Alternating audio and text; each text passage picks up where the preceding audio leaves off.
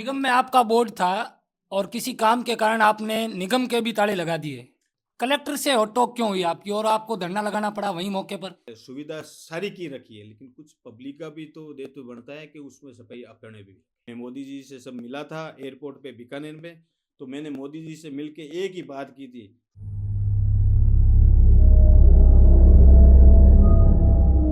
नमस्कार, आप देख रहे हैं राजस्थान फर्स्ट न्यूज़। वार्ड पार्षद के हिसाब किताब की यात्रा आज पहुंची है वार्ड 7 में, जहां हमारे साथ हैं निवर्तमान पार्षद बजरंग जी सोखल। हम इनसे बातचीत करेंगे और जानेंगे 5 साल के कामकाज को लेकर। पार्षद साहब नमस्कार। नमस्कार सर। 5 साल आप पार्षद रहे, क्या अनुभव मिले?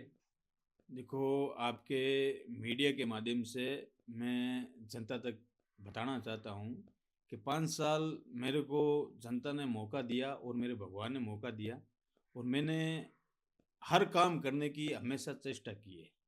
और मेरे वार्ड के अंदर बहुत काम हुआ है, और बहुत काम मेरे भगवान ने और मेरी जनता के आशीर्वाद से मैंने उनका काम किया है। आप पूरब क्षेत्र से आते हैं और बोर्ड भी आपकी पार्टी का था। कितने रुपए के विकास कार्य एक मोटा-मोटी आप लेखा-जोखा दे पाएँगे कि इतना करेगा? मेरे वार्ड के अंदर निगम से मैं बता देता हूँ आपको, निगम से करीब 3.5-4 लाख करोड़ रुपए का काम करवाया हमारे महापौर साहिबा के नेतृत्व में। और हमारी पूर्व की साइड एमएलए साहिबा हमारी सिद्धि कुमारी, उनके नेतृत्व में हमारे करीब 6 करोड़ रुपए का काम हुआ है। आप लगातार आंदोलन, संघर्ष के लिए जाने जाते हैं, पूरे वार्डों में। क्या कहानी है इसके पीछे की? कहानी देखो, इसके पीछे मैं हमेशा सत्य की राह पे चलता हूँ, और जो सत्य मुद्दा होता है उसके मैं हमेशा खरा उतरता हूँ। मैं भगवान के हित में रहता हूँ, और भगवान के आदेशा के अनुसार मैं अपना कर्म करता हूँ। एक ऐसी भी कहानी है कि आप गायों के लिए सड़क पर उतरे और आपको थाना देगा, जेल में डाल दूँगा। क्या बात थी वो? उसमें गोचर भूमि है हमारे वार्ड के पीछे, जो उसमें कुछ लोगों ने पेड़ के समसा के देखकर पेड़ के आड़ में उन्होंने बीच में तारबंदी करने की चेष्टा की, और 10-10 फुट खाई खोदी थी उन्होंने। इसके लिए मैंने गायों के लिए और जीव रक्षा के लिए मैंने ये आंदोलन उठाया था। उसमें क्या है, कुछ लोगों ने समिति बनाकर वो दादागिरी और गुंडागर्दी के रूप में उन्होंने यहाँ पे कार्रवाई करी थी। तो मैंने उनको जनता के दायरे में लेके, जनता ने मुझे फ़ोन किया, और जनता के आदेशों के अनुसार मैंने वो वहाँ जाके मौका मुआयना देखा, और मेरे को लगा ये सत्य है, और सत्य की राह पे मैं हमेशा चलता रहता हूँ। क्या निर्णय हुआ उसके बाद उसका? उसमें निर्णय हुआ, फिर वो वापस आए नहीं। फिर उन्होंने पुलिस कार्रवाई की थी। पुलिस वालों को मैंने कहा था, सर यदि आपको ये लगे ये गलत है, तो आप मुझे जेल में डालें। मैं जो भी उन जिन लोगों ने आप मेरे पे कार्रवाई की है, मेरे मोहल्ले वासियों ने कुछ नहीं किया है। उस पे आपको लगता है कि भई ये तारबंदी तोड़ी है, मैं तारबंदी का मैंने तोड़ी थी, मेरे हाथों से तोड़ी थी। और आपको लगे जो भी धारा बनती है आप मुझे अंदर डालिए, क्योंकि जीव रक्षा के लिए मैं हमेशा तत्पर रहूँगा।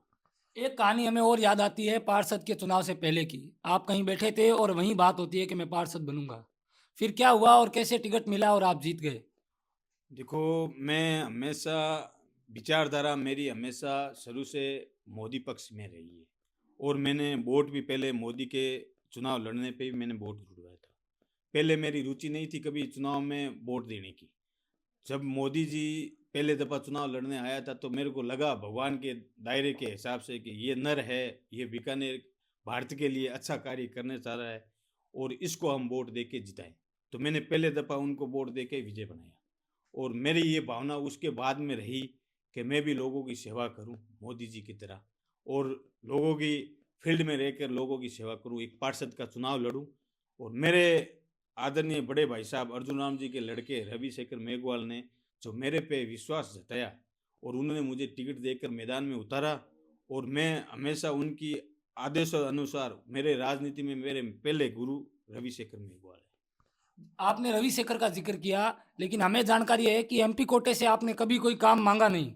क्या कारण थे? रवि एमपी कोटे से मैंने काम इसलिए नहीं मांगा, क्योंकि उन्होंने मेरे को ऑलरेडी पहले सक्षम कर दिया। उन्होंने टिकट देके वो जो मेरे को मैदान में उतारा। अब मंत्री जी हमारे हैं और सिद्धि कुमारी हमारी है। ऑलरेडी मेरे को उन्होंने जनप्रतिनिधि बना दिया, तो फिर मैं अपनी ताकत खुद रखता हूँ कि लोगों की सेवा करूँ। उनकी आदेशों के अनुसार मैं उनकी सेवा कर सकता हूँ। भली भांति मैं अपनी ताकत जानता हूँ। निगम में आपका बोर्ड था और किसी काम के कारण आपने निगम के भी ताले लगा दिए। निगम में ताले लगाने की एक कोई मेरी रोड थी, वो सेक्शन नहीं हुई थी। हमने तब महापौर जी को कहा था, तो महापौर जी ने कहा बजरंग जी ये पॉसिबल नहीं है। मैंने कहा मैडम मैं जनता के लिए लड़ाई लड़ता हूँ और मैं जनता के लिए निगम के ताले लगाने पड़ेंगे तो मैं लगाऊंगा, और मैंने निगम के ताले लगाए भी थे। क्या निर्णय हुआ फिर उसके बाद? उसके निर्णय हुआ था, पंकज जी थे उस टाइम में आयुक्त, उन्होंने टेंडर के लिए एक वार्ड के अंदर 28 लाख का टेंडर था, वो रोड अति आवश्यकता थी, उन्होंने मना कर दिया कि अभी पैसे नहीं है। नहीं, मैंने उनको कहा हमारे वार्ड से रेवेन्यू प्राप्त होती है, आप क्यों नहीं काम करवाते हो, ये लगवाना पड़ेगा, नहीं तो हम जनता के हित के लिए हम नगर निगम के ताले लगा देंगे। पर साहब एक और कहानी है, 5 साल तक आयुक्त और महापौर के बीच तनातनी चलती रही। किससे जिम्मेवार मानते हैं आप और जनता को उसका कितना खामियाजा उठाना पड़ा?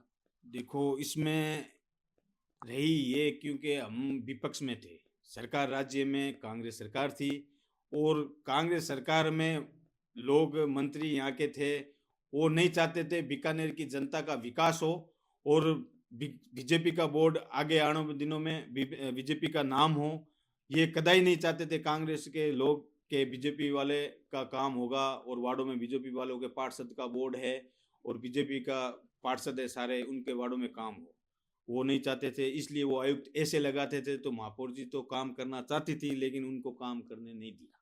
इसके लिए आप बीड़ी कला को जिम्मेदार मानते हैं? जरूर, इसमें बीकानेर का दुर्भाग्य था उस टाइम में, जो बीडी कल्ला जी यहाँ के मंत्री थे, बीकानेर का विकास नहीं चाहते थे उस time। लेकिन विधायक तो आपकी सिद्धि कुमारी थी। ये सिद्धि कुमारी थी, लेकिन सिद्धि कुमारी ने जो अपने विधायक कोटे से जो काम होता था, तो हमारे वार्ड में तो 6 करोड़ का उस टाइम में काम हुआ था, और काम करवाया था हमने, वो सिद्धि बाईसा ने हमें कोटा भी दिया था। कलेक्टर से हटोक क्यों हुई आपकी और आपको धरना लगाना पड़ा वहीं मौके पर? कलेक्टर से तो ऑक्सोक हुई थी हमारे नवीन मेहता जी से, इसलिए हुआ था क्योंकि कलेक्टर के पास मैं गया था, रामदेव कॉलोनी की जो सीसी रोड है, रांका भवन से लेकर हनुमान जी मंदिर तक, वो सीसी रोड अति आवश्यकता थी। वहाँ से 2 स्कूलें थी, और वहाँ से नन्हे नन्हे बच्चे, करीब 2000 बच्चे थे, एक स्कूल में 1000 बच्चे, 2 स्कूलें थे, 2000 बच्चे वहाँ से डेली गुजरते थे। मैंने कलेक्टर साहब को कहा सर आप मौका मायना कीजिए, आप एक बार इस रोड को देखिए, नन्हे नन्हे बच्चे बेचारे की यूनिफॉर्म खराब हो जाती है, वो रोड अति आवश्यकता है। तो उन्होंने कहा नहीं नहीं पार्षद जी ये इतला की रोड है, नहीं होगी। मैंने कहा सर मैं यहाँ अपने प्रतिनिधि हूँ और जनता के हित के लिए आया हूँ, और मैं अपनी घर की झोंपड़ी के लिए नहीं आया हूँ यहाँ पे, आप जो मना कर रहे हो मेरे को, क्या पार्षद जी मैं आपको अंदर कर दूंगा। मैंने कहा साहब आस्ते आस्ते अंदर चले जाएंगे, जनता के लिए मरेंगे, जनता के लिए जिएंगे। हमें एक ही, मेरे भगवान ने एक ही मेरे को प्रेरणा दी है कि मैं जनता के लिए करूँ, और किसी का भलाई के लिए मेरा काम हो तो मैं उसके लिए हंसते हंसते कुर्बान हूँ। क्या दिक्कत है इसमें?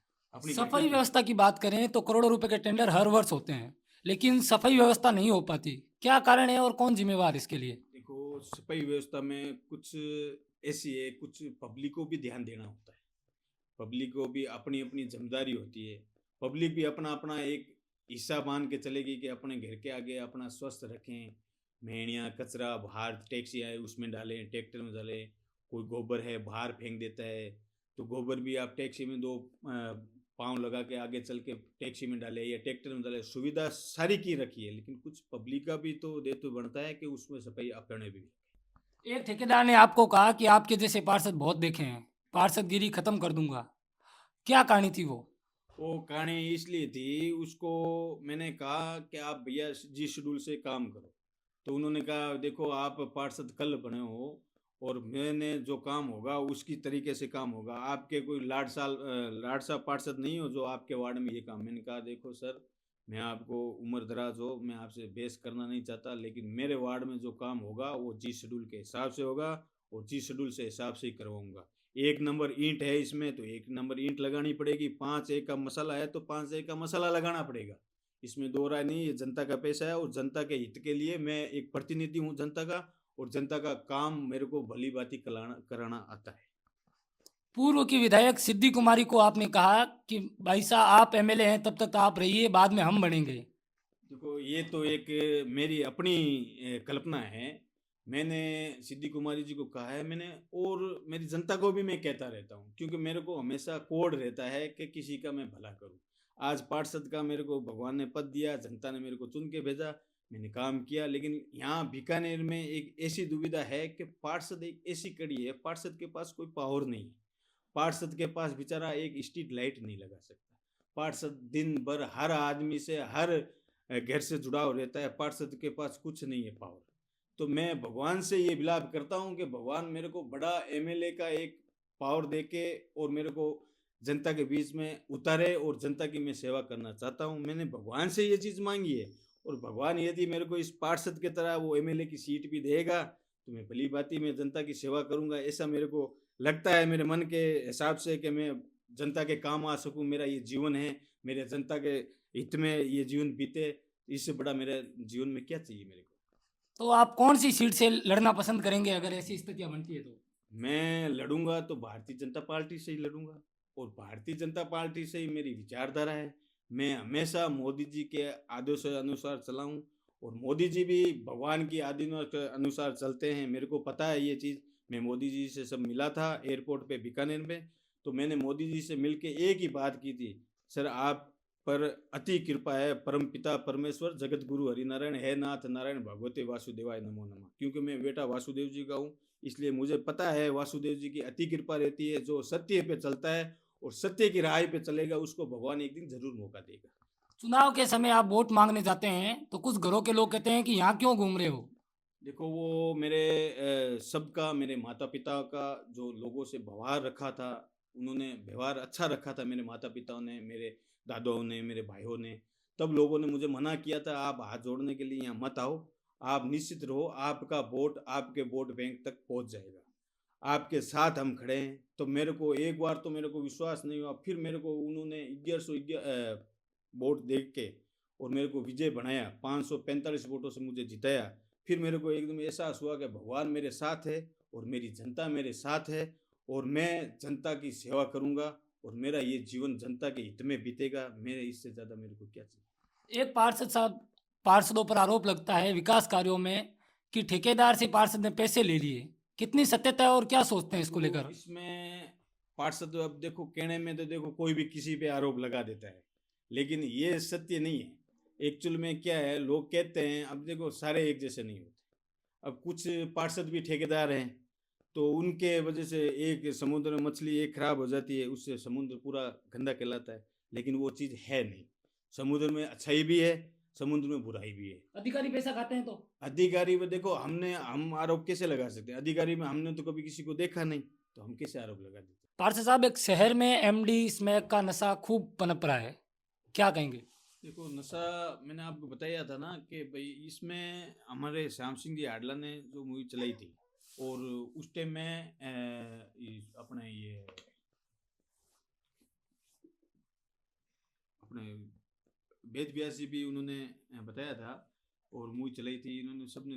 लेकिन इसमें क्या है कि नशा एक बड़े स्तर पे चल रहा है। इसमें रोकने के लिए प्रशासन को कठोर कदम उठाने पड़ेंगे, क्योंकि इसमें बड़े बड़े लोग और बड़े बड़े घरघरानों के लोग, पैसे वाले लोग, उन बेचारों की नस्लें खराब हो रही है। युवा पीढ़ी है वो नशे में एकदम धुत हो रही है। आज देख रहे हैं दिन क्राइम बढ़ रहा है, ये नशे की वजह से बढ़ रहा है। मैं प्रशासन से आपके माध्यम से आग्रह करना चाहता हूँ कि प्रशासन को कठोर निर्णय लेना पड़ेगा और प्रशासन को इन लोगों पर धड़ कपड़ ज़्यादा करनी पड़ेगी और ऊपर से राज्य सरकार द्वारा हमारे भजनलाल जी मुख्यमंत्री जी को बड़ा आदेश देना पड़ेगा। उनको कहेंगे कि भाई प्रशासन अधिकारी ज़्यादा धड़ कपड़ करे, इस पे सख्त कार्रवाई करे, ताकि सख्त कार्रवाई होगी तो आने वाली युवा पीढ़ी बचेगी, नहीं तो नहीं बचेगी। अंतिम सवाल पार्षद साहब आपसे, क्या फिर से आप चुनाव लड़ेंगे? देखो मेरा चुनाव लड़ने का कोई मेन मुद्दा तो अब है नहीं। मेरा एक चुनाव, दो लक्ष्य थे मेरे। एक चुनाव पार्षद का लड़ना था, एक चुनाव एमएलए का लड़ना था। पार्षद का मैंने चुनाव लड़ा और मेरे भगवान ने और मेरी जनता ने मुझे जिताया, और एक चुनाव मेरे को एमएलए का लड़ना है। वो चुनाव मैं जनता के हित के लिए और भगवान से मैंने ये मांग रखा है, भगवान जैसे ही मेरे को देगा तो मैं जनता की फिर सेवा करूँगा। और पार्षद का चुनाव जनता मेरी चाहेगी कि बजरंग मेरी सेवा करे, तो मैं फिर उनकी सेवा करने पे उतरूंगा। जनता चाहेगी और पार्टी नहीं चाहेगी तो क्या करेंगे? देखो पार्टी भी चाहेगी और जनता भी चाहेगी, क्योंकि हर चीज चाहने वाला भगवान एक ही है। भगवान के हाथ में है सब कुछ। ईश्वर है करने वाला, ईश्वर के हाथ में होता है। जो भी निर्णय लेता है ईश्वर रहता है, हम तो एक माध्यम हैं, हम तो एक कठपुतली हैं। तो वो जैसे उनकी रज़ा होगी उसके हिसाब से हम चलूँगा। युवाओं से आप नशे की रोकथाम के लिए क्या आह्वान करेंगे? मैं युवाओं को तो नशे के लिए एक ही चीज़ कह सकता हूँ कि देखो इसमें घर बर्बाद भी होता है। एक दूसरे को कोई नशा सिखाता है तो उन भाइयों को भी मैं कहता हूँ किसी का घर बर्बाद मत करे। किसी को नशा सिखा के किसी का घर बर्बाद आपने नशा सीख लिया तो किसी को नशे के लिए कुछ पैसे मत दो। और यदि किसी नशे के लिए किसी को आप पैसे दे देते हो तो आप पाप के भागी बनते हो। जैसा कि आपने देखा, ये थे हमारे साथ पार्षद बजरंग सोकल, जिन्होंने कलेक्टर से हॉट टॉक और थाना अधिकारी से जेल जाने को लेकर चर्चा की अपने वार्ड में 10 करोड़ के विकास कार्यों को लेकर। आगे भी जुड़े रहिए हमारे साथ। धन्यवाद।